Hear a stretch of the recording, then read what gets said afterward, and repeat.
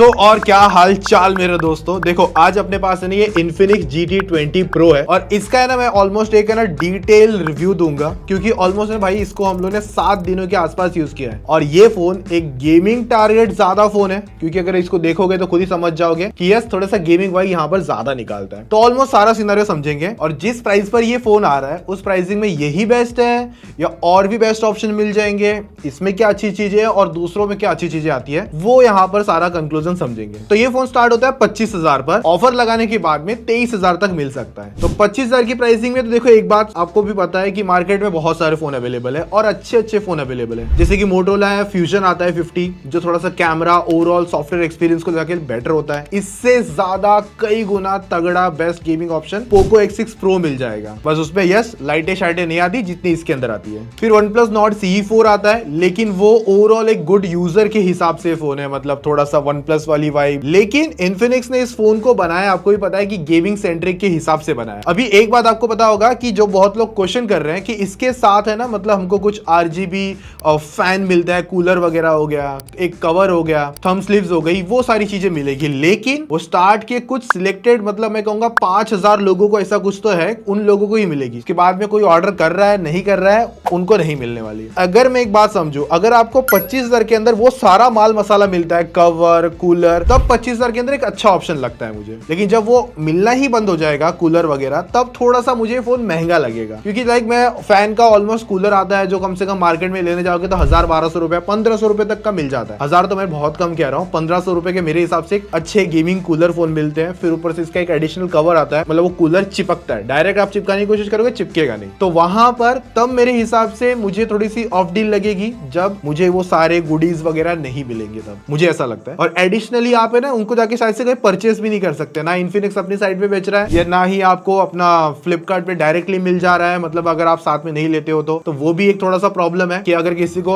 Of market मतलब बाद में कभी खरीदना होगा तो वो भी वो खरीद नहीं सकता। अब खरीद सकता होगा तो बहुत अच्छी बात है भाई, कमेंट में बता देना, बट मुझे नहीं लगता कि ऐसा कोई ऑप्शन अवेलेबल है। और रही बात इसके कलर्स को लेकर, देखो ये वाला कलर आता है मस्त लगता है, गेमिंग वाइब पूरी निकालता है, बट इसको देख के एक प्रॉब्लम बताऊं कहां पर है, ये फोन थोड़ा सा फिंगरप्रिंट मैग्नेट बन जाता है। रीजन यहाँ पर आपको थोड़ा सा ग्लॉसी बैक देखने मिलता है, कुछ इस तरीके का कवर मिलता है बॉक्स में, तो आप वो लगा लोगे तो ये मुद्दा ही खत्म हो जाएगा। बाकी साइड में फ्रेम जो आते हैं वो भी प्लास्टिक ही है बट ग्लॉसी देखने मिलता है। और वहीं पर आपको ये फोन पे मुझे एक ऐसी कमी लगी कि इसके अंदर 3.5 mm का गड्ढा यार होना चाहिए था, क्योंकि गेमिंग वाइब है, गेमिंग फोन बोला जा रहा है तो वो एक पॉइंट देना जरूरी था। ऊपर से फोन भी मोटा है, अगर पतला होता तो चलो बात भी अलग होती, बट फोन मोटा दे रखा है तो शायद वो पॉइंट होता तो बेस्ट होता। बाकी एक चीज है कि इस पे ना जो ऑलवेज ऑन मिलता है आपको कुछ इस तरीके का, अभी मैं आपको सिंपल बताऊं ये ना बहुत ज्यादा जिटरी है, इसके एनिमेशन बहुत ज्यादा लैग करते हुए दिखेंगे, तो ये थोड़ा सा अगर क्लीन कर देते हैं थोड़ा सा एक प्लस पॉइंट लगता, बट अगर आप नॉर्मल रखोगे तो कोई बात ही नहीं यहाँ पर। और हाँ, फोन के बेजल्स वगैरह पे बहुत अच्छा काम किया इन्फिनिक्स ने, कोई एक्स्ट्रा बेजल्स ऐसा कुछ नहीं है, प्रीमियम लगता है स्टार्ट में सामने से देखोगे तो। और इस फोन पर जो वेट है वो भी कंफर्टेबल है, 195 ग्राम का, इन हैंड फीलिंग भी अच्छी आती है, बॉक्सी डिजाइन ऑलमोस्ट हमको ये फोन देखने मिलता है। बाकी इस पर IP54 की रेटिंग है तो पानी के छींटे वीटे झेल लेता है। और इसमें ना आप 2 सिम कार्ड लगा सकते हो और मेमोरी कार्ड लगाने का ऑप्शन नहीं आता, 5G सिम वगैरह प्रॉपर सपोर्ट करता है ये फोन। और एक बात और बोलूंगा, अगर आप 27,000 वाला वेरिएंट इसका परचेस करने का सोच रहे हो तो मैं थोड़ा सा आपको कहूंगा कि मत लेना, इससे बेटर ऑप्शन आपको पोको X6 Pro ही मिल जाएगा 25-26,000 के अंदर, मतलब अगर ऑफर नहीं भी लगाते हो। ज्यादा पावरफुल ज्यादा बेस्ट, मेरा ये मानना है। देखो पावर के लिए उन्होंने प्रोसेसर बहुत अच्छा यूज किया है, Dimensity 8200 अल्टीमेट आता है, 9,27,000 के आसपास के एंट्रोडू स्कोर्स आते हैं। और अगर आप इसे किसी अदर पावरफुल गेमिंग फोन या 25,000 के आसपास आने फोन से कंपेयर करते हो, for example Poco X6 Pro, for example OnePlus Nord CE4, तो इनसे आपको ऑलमोस्ट जो परफॉर्मेंस है उसका जजमेंट ले पाओगे, जितने ज्यादा बेटर नंबर उतनी ज्यादा अच्छी परफॉर्मेंस। और बाकी इस पर LPDDR5X की रैम है, ये एक प्लस पॉइंट लग रहा था मुझे, ताकि इसकी वजह से ना जो ऐप ओपनिंग वगैरह हो गई, मतलब जो अपना रैम मैनेजमेंट वाला काम हो गया और जो अपना गेमिंग वाला काम हो गया, थोड़ा सा ना अच्छा एक्सपीरियंस करवाता है। UFS 3.1 की स्टोरेज आती है और बाकी CPU थ्रॉटल 82% का निकल कर आया था, Geekbench 6 के स्कोर्स देख सकते हो। अभी यहीं पर अगर ध्यान से देखोगे तो 5000 mAh बैटरी है और चार्जर 45 वाट का मिलता है बॉक्स के अंदर ही। और यहीं पर इस फोन का 100% जो चार्जिंग टाइम है ना वो 1 घंटा 15-20 मिनट ऑलमोस्ट निकल कर आता है, तो चार्जिंग टाइम थोड़ा सा मेरे हिसाब से लंबा निकल कर आता है। तो इस फोन का बैटरी बैकअप अगर मेरे हिसाब से समझाऊंगा तो ये फोन मुझे ऑलमोस्ट 1 दिन तक का बैटरी बैकअप निकाल के दिया है, बट अगर आप गेमिंग में आ जाओगे तो वहां पर आपको पूरा दिन का बैटरी बैकअप ऑफ कोर्स नहीं मिलने वाला। उसमें भी अगर आप समझ के चल लो, एक एग्जांपल, अगर नॉर्मल यूजर हो तो ये फोन आराम से 6-7 घंटे तक का बैटरी बैकअप दे देगा, और मतलब जितना मैंने यूज यूज किया था उस हिसाब से। अगर ये गेमिंग वाले साइड में चले जाएगा ना तब बैटरी देखो आपको ही पता है कम चलेगी। लेकिन एक अच्छा पॉइंट लगा कि इसके अंदर है ना आपको बॉक्स में एक है ना जो चार्जिंग केबल मिलती है ना, एक तो वो एल शेप है, ऊपर से ये सपोर्ट करता है बाईपास चार्जिंग। तो जब मैं गेमिंग कर रहा हूँ तो मेरी बैटरी हेल्थ इस फोन में, मतलब सपोज बैटरी कम है तो चार्जिंग लगा रहा हूँ, फोन मेरा हीटअप भी नहीं हो रहा है, क्योंकि जो चार्जिंग है ना वो डायरेक्ट बैटरी में ना जाके मदरबोर्ड में सीधा जाती है, जिसकी वजह से आपकी जो बैटरी है सस्टेन रह सके, ज्यादा बड़े भी ना ज्यादा कम भी ना हो, और आराम से अपना जो पावर वाला काम है, परफॉर्मेंस वाला काम है, वो आप आराम से करते जा सको। तो वो एक डायरेक्ट जो बाईपास चार्जिंग वाला ऑप्शन है जो देखे बहुत अच्छा एक ऑप्शन हुआ। देखो अगर आप अपनी नॉर्मल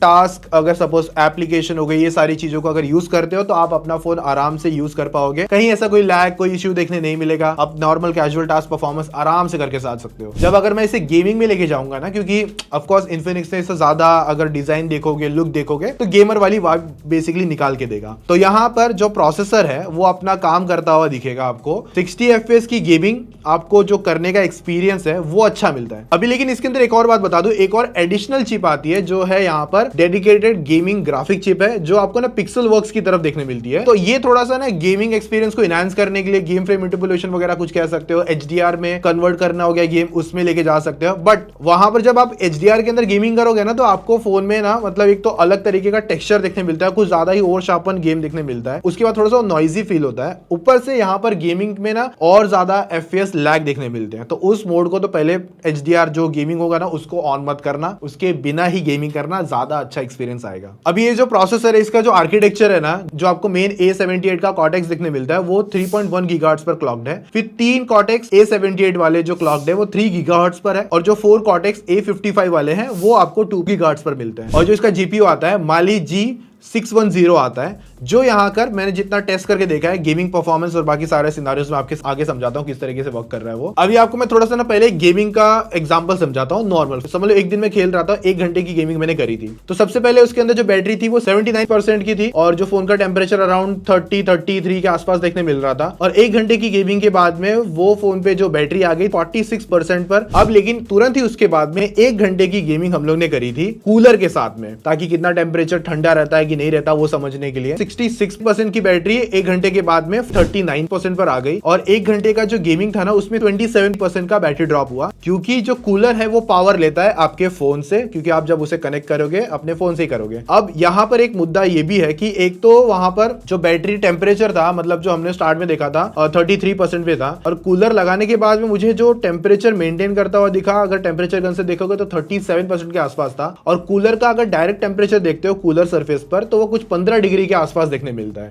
और रही बात कूलर अपना काम करता है कि नहीं करता, सबसे पहले अगर आप इसमें गेमिंग कर रहे हो ना नॉन कूलर, तो 60 FPS करोगे तो वहां पर तो अच्छा मतलब एक्सपीरियंस है। 90 जैसे ही करने बैठोगे तो फोन आपका गर्म हो जाता है, तो आपको कूलर लगाना पड़ेगा। तो जब आप कूलर लगाते हो तो इतना है कि आपके कूलर लगाने से फोन ज्यादा ठंडा नहीं हो पा रहा है। रीजन देखो, सबसे पहले बता तो क्या है, उसका जो कवर है ना उसकी जो थिकनेस है ना इतनी मोटी है ना, तो जब आप कूलर लगाते हो कवर के ऊपर लगाना पड़ेगा, और कवर फिर मतलब जो कूलिंग है ट्रांसफर करेगा आपके फोन पे, और उसके ऊपर से और एक लेयर पड़ी है इसकी बॉडी की, फिर जाके अंदर ठंडा करने की कोशिश करता है। तो कूलर आता है, बहुत अच्छा लगा मुझे, बट वो इतना इफेक्टिव नहीं लगा। हाँ, वो कूलर मेरे iPhone 15 Pro Max पे ज्यादा अच्छा काम कर रहा है, क्योंकि वो डायरेक्टली प्लग्ड हो जाता है। एक तो कवर निकालने पर, डायरेक्ट कवर लगाने पे वो चिपकेगा ही नहीं, क्योंकि कवर की पावर और मैग्नेट की जो पावर है कूलर की वो आती ही नहीं है। तो कवर निकाल के जब डायरेक्ट लगाते हो तो आईफोन पे थोड़ा अच्छे काम करते हुए दिखता है। और एक बात है कि इसमें जब हम लोग कूलर लगा रहे हैं तो कूलर की जो पोजिशनिंग है ना तो नीचे आ जाती है, तो फोन होल्ड करने में थोड़ी सी तकलीफ देता है। अभी जैसे कि एक एग्जांपल इसी प्राइस पर आपको मिलता है अपना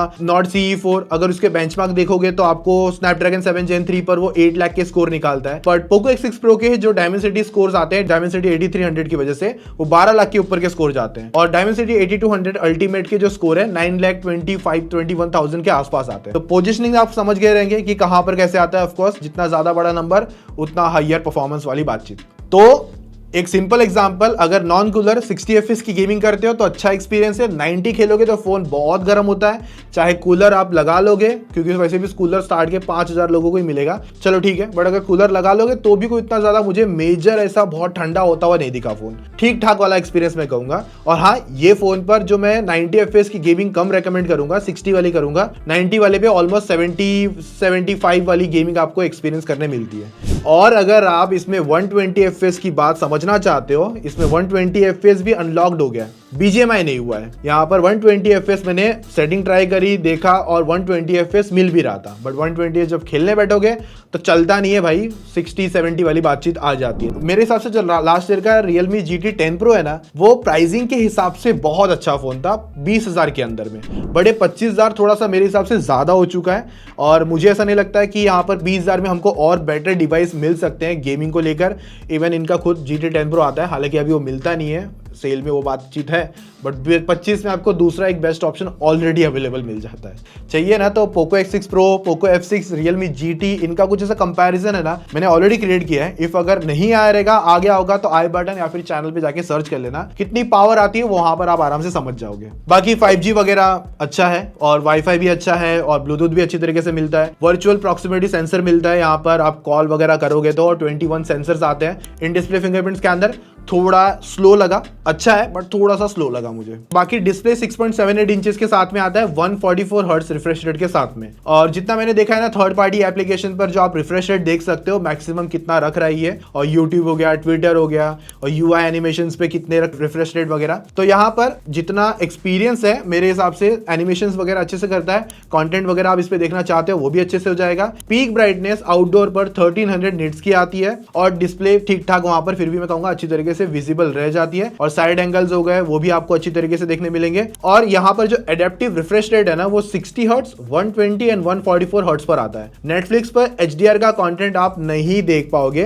पर आपको एक सेटिंग ऑप्शन मिलता है जहां पर आप HDR को पुश कर सकते हो, और YouTube पर 4K HDR का कंटेंट देख सकते हो। और 4K पर अगर आप देखोगे कंटेंट 60 FPS पर, तो जिटर देखने नहीं मिल रहा है। बाकी स्पीकर है ना, मुझे थोड़ा सा ठीक ही लगा, क्योंकि एक तो पीछे से बजता बहुत है, और उतना भी इनफ लाउडर नहीं है, ठीक ठाक वाला एक्सपीरियंस कहूंगा मैं। और मतलब मल्टीमीडिया अच्छा है, डिस्प्ले बेसिकली अच्छा है, बट स्पीकर थोड़ा सा ठीक और हो सकता था। भले यहाँ पर हमें JBL ट्यून देखने मिलते हैं, साउंड बाय JBL भले देखने मिलता है, बट मेरे हिसाब से और लाउडर होता, थोड़ा सा बेसी होता, थोड़ा सा और ज्यादा मजा आता। बट इस प्राइसिंग के हिसाब से अच्छे फिर भी स्पीकर में कहूंगा देखने मिलते हैं। बाकी 60-40 वाला रेशियो निकल कर आता है यहाँ पर। बाकी Android 14 है, और इनका जो GT XOS आता है और 14 आता है बेसिकली। तो 2 साल का OS अपडेट प्रॉमिस किया है, 3 साल का सिक्योरिटी पैचेस है। देखो ब्लोटवेयर नहीं आते, वो एक अच्छी चीज लगी मुझे, और इन्होंने जितना क्लीन रख सकते थे इन्फिनिक्स डिवाइस के हिसाब से, उतना इन्होंने क्लीन रखा है फोन को, वो एक बहुत अच्छी चीज लगी। बाकी इसके पीछे ना एक RGB लाइट देखने मिलती है, जो सर्कल C जैसा है ना, इसके ऊपर RGB लाइट है, और वहां पर है ना आप इसको ऑलवेज ऑन भी रख सकते हो, और किसी पर्टिकुलर सिनारियोस पे भी रख सकते हो, कॉल्स पे, अलार्म पे, मतलब इस तरीके को नोटिफिकेशन सिनारियो, चार्जिंग पर आप इसे रख सकते हो। अभी मैंने फिलहाल इसे बंद किया है, क्योंकि अगर ज्यादा चालू करता हूं तो थोड़ी सी बैटरी ज्यादा चली जाती है। फोन की हैप्टिक्स अच्छी आती है, X एक्सिस लाइनर मोटर आती है, जिसकी वजह से अच्छा फीडबैक है, और RGB थोड़ी बहुत कस्टमाइज कर सकते हो। मैजिक बटन आते हैं गेमिंग के दौरान पे, बट वो उतने ज्यादा मुझे काम के लगे नहीं। और डायनेमिक बार मिलता है, फ्लोटिंग विंडो आता है, और मेमोरी फ्यूजन है, और साथ में कुछ छोटे मोटे AI फीचर्स। देखो कैमरा पे ज्यादा बात करने की चीजें नहीं है, हालांकि 108 MP का मेन कैमरा था, 32 MP सेल्फी है, बस यही 2 मेन कैमरा है। तो कैमरा इतना है कि डिसेंट कैमरा कहूंगा, बहुत अच्छा कैमरा नहीं कहूंगा, ठीक वाला परफॉर्म कर जाता है सम सिनारियोस में, क्योंकि गेमिंग फोन के हिसाब से अगर इसे देखते हो। और हाँ, इसको एक मैं टाइटल देना चाहूंगा, सस्ता ROG फोन कह सकता हूं मैं इसे, क्योंकि वही सारा कूलर और सारी बातचीत आती है। मैंने भी किसी क्रिएटर को बोला था सुनते हुए, तो मुझे बात एक्चुअली क्लिक हुई, हाँ बराबर बोला कि हाँ थोड़ा सस्ता ROG तो लगता है। हाँ, तो कैमरा की बात कर रहे थे, कैमरा डिसेंट है, गुड, अच्छी लाइटिंग कंडीशन में अच्छी फोटो दे देता है, लो लाइटिंग में थोड़ा सा प्रॉब्लम क्रिएट कर देता है। तो मैं इसे ज्यादा कैमरा सेंट्रिक फोन नहीं कहूंगा, बट आपको एक्सपीरियंस अच्छा मिल जाएगा ओवरऑल, इतना समझ सकते हो। मेन कैमरा 4K 60 शूट कर लेता है, और फ्रंट में 2K 30 देता है। फ्रंट में 2K 30 देने के लिए एक अच्छा ऑप्शन है, और वीडियो रिकॉर्डिंग भी यहाँ पर आपको डिसेंट तरीके से देखने मिल जाती है। बाकी देखो इस फोन का ओवरऑल सिंपल बात तो मैं यही बोलूंगा कि अगर आपको वो सारा सामान मिलता है, कूलर और जो थंब स्लीव तो छोड़ दो, चलो कवर्स, ये सारी चीजें मिलती है ना, तब 25,000 देने में थोड़ा सा मजा आएगा। और 2000 और मतलब जो भी ऑफर लग गया तो 23, उसमें वो सारी चीजें तो बेस्ट अच्छी लगती है। बट अगर आप ऐसा फोन ढूंढ रहे हो जो आपको प्रॉपर गेमिंग, तगड़ी वाली गेमिंग करवाए, तो उसके लिए Poco X6 Pro है 25,000 की प्राइसिंग में, सिंपल ये बोलूंगा। और अच्छा सॉफ्टवेयर एक्सपीरियंस आपके इसमें भी देखने मिल जाएगा, और भी कुछ ऐसे फोन्स हैं उनमें भी देखने मिल जाएंगे, आप अपने हिसाब से चॉइस कर सकते हो। आप लोग मुझे बताओ कि Infinix GT 20 Pro आप क्यों खरीदोगे, और क्या ऐसा स्पेशल रीजन है जिसकी वजह से आप इस पे जा सकते हो। तो अपने थॉट्स, अपने ओपिनियन जरूर कमेंट में बता देना। मेरे जो थॉट्स थे मैं आप लोगों के साथ शेयर कर चुका हूं, और ये सारी बातें थी मेरी तरफ से। होप सो आपको वीडियो अच्छी लगी होगी, लाइक शेयर सब्सक्राइब कर देना। गेमिंग रिव्यू गेमिंग पाठशाला पर अवेलेबल है, जाके देख लेना, ठीक है। चलो बाकी मिलते हैं, टेक केयर, बाय।